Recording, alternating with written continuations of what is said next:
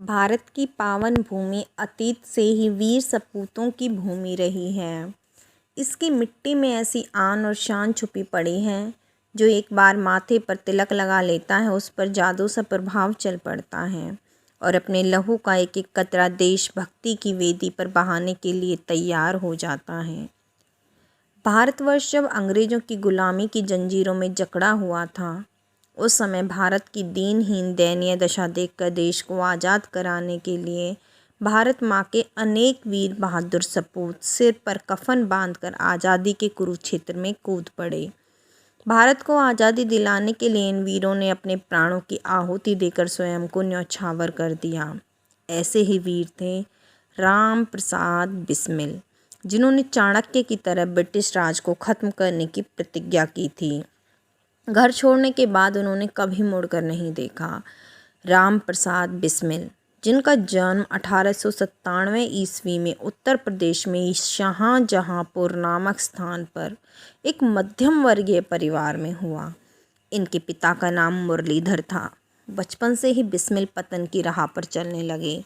5वीं में वे 2 बार अनुत्तीर्ण हुए। कुसंगति का दुष्प्रभाव इतना बढ़ गया कि अपने जीवन को सुधारना टेढ़ी खीर बन गया। गंदे उपन्यासों ने उनके चरित्र का हरण कर लिया था। वे 50-60 सिगरेट रोजाना पीते थे। पिता ने विचार किया कि उन्हें किसी काम धंधे में लगाया जाए। राम प्रसाद भी अपने जीवन से तंग आ गए थे। उन्हें अपने जीवन में अंधकार ही अंधकार दिखाई दे रहा था, परंतु विधि की लीला और ही थी। उनका संपर्क आर्य समाज के बड़े सन्यासी स्वामी सोमदेव जी सरस्वती से हुआ। स्वामी के प्रवचन व उपन्यासों का उन पर गहरा प्रभाव पड़ा और राम प्रसाद नित्य आर्य समाज के सत्संगों में जाने लगे। महर्षि दयानंद के ब्रह्मचर्य की महिमा सुनकर उनके ऊपर जादुई असर होने लगा और उनके अंदर धीरे धीरे जान आने लगी। आर्य समाज के सिद्धांतों व सत्यार्थ प्रकाश ने इतना प्रभाव डाला कि उन्होंने अपने आप को आर्य समाज के लिए समर्पित कर दिया और अच्छे कार्यों में सब जगह नजर आने लगे। उनके जीवन में आमूल चूल परिवर्तन हो गया। उन्होंने महर्षि दयानंद का जीवन चरित्र पढ़कर तपस्या का मार्ग अपनाया। लकड़ी के तख्त पर सोना और रात को भोजन नहीं करना, प्रातः जल्दी उठकर व्यायाम, प्राणायाम और योगासन करना उनके जीवन का अंग बन गया था। बिस्मिल के पिता सनातन धर्मी थे और आर्य समाज को नहीं मानते थे। अतः पिता ने राम प्रसाद से कहा कि तुम्हें आर्य समाज या घर में से एक को चुनना होगा। आर्य समाज के दीवाने और धुन के पक्के राम प्रसाद ने घर छोड़ दिया और आर्य समाज रूपी घर की छाया में शरण ले ली। आर्य समाज के सिद्धांतों ने उनके जीवन में क्रांति ला दी। देशभक्ति की भावना कूट कूट कर उनके अंदर भर दी। उनकी रग रग में आज़ादी के भाव भर गए। दिल और दिमाग में आज़ादी की भावना मचलने लगी। 1916 में भाई परमानंद को फांसी की सज़ा हुई थी। उन्होंने त्वारीख़े हिंद एक पुस्तक लिखी थी।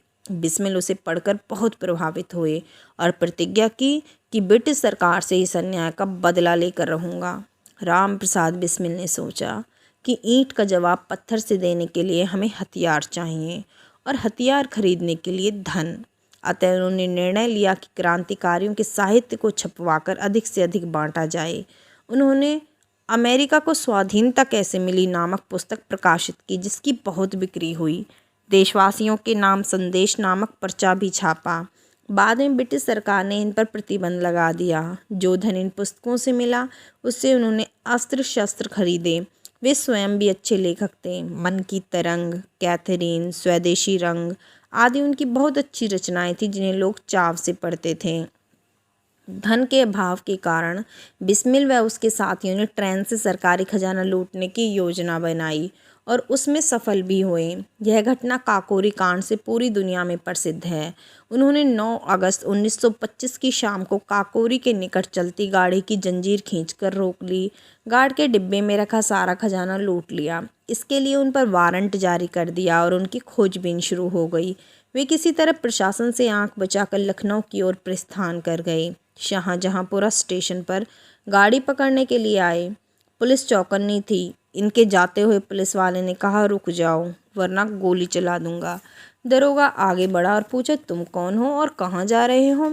इस पर बिस्मिल ने उत्तर दिया कि हम सब विद्यार्थी हैं और लखनऊ जा रहे हैं। पुलिस का शक दूर हो गया। उस रात मूसलाधार बारिश हो रही थी। जनवरी का महीना था। भीगा हुआ शरीर था, सर्दी से शरीर कांप रहा था।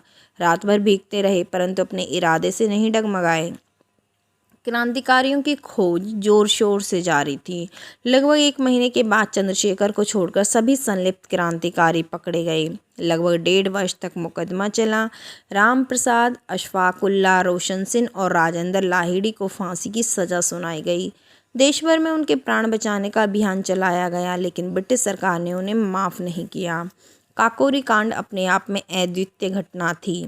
इस कांड में लिप्त राम प्रसाद बिस्मिल को पकड़कर जेल भेज दिया गया।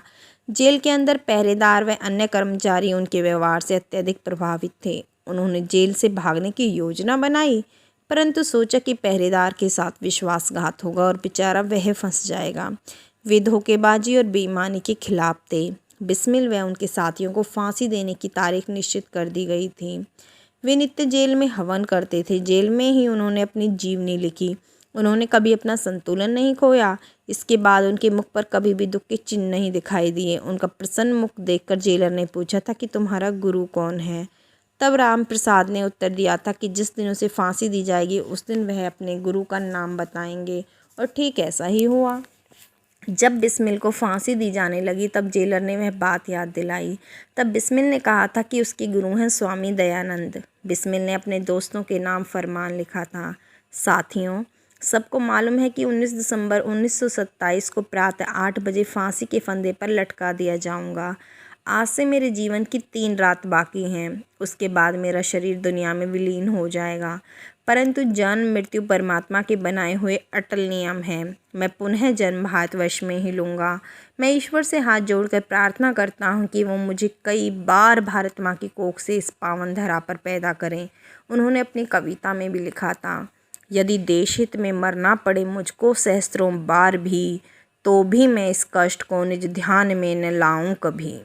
हे ईश, भारतवर्ष में बार बार मेरा जन्म हो, कारण सदा ही मृत्यु का देश उपकार कर्म हो। राम प्रसाद बिस्मिल ने जेल में रहते हुए आत्मकथा लिखी।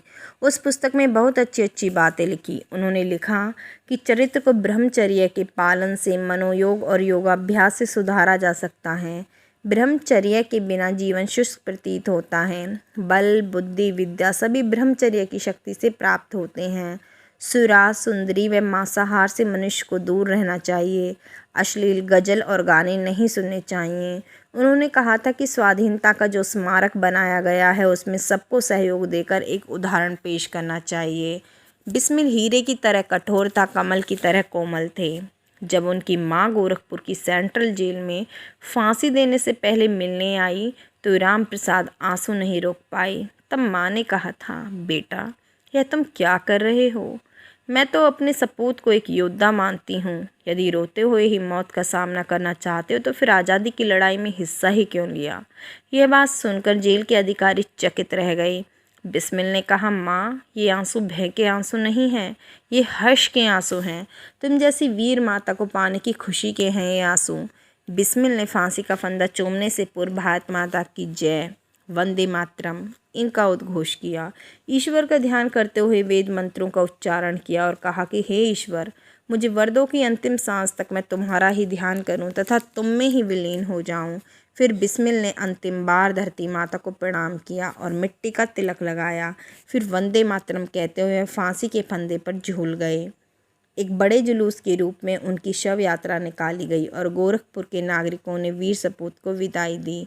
उनकी कुर्बानी ने देश की आज़ादी की लड़ाई को और भी तेज कर दिया। राम प्रसाद बिस्मिल एक क्रांतिकारी लेखक और एक आदर्श देशभक्त के रूप में सदैव अमर रहेंगे। जय हिंद।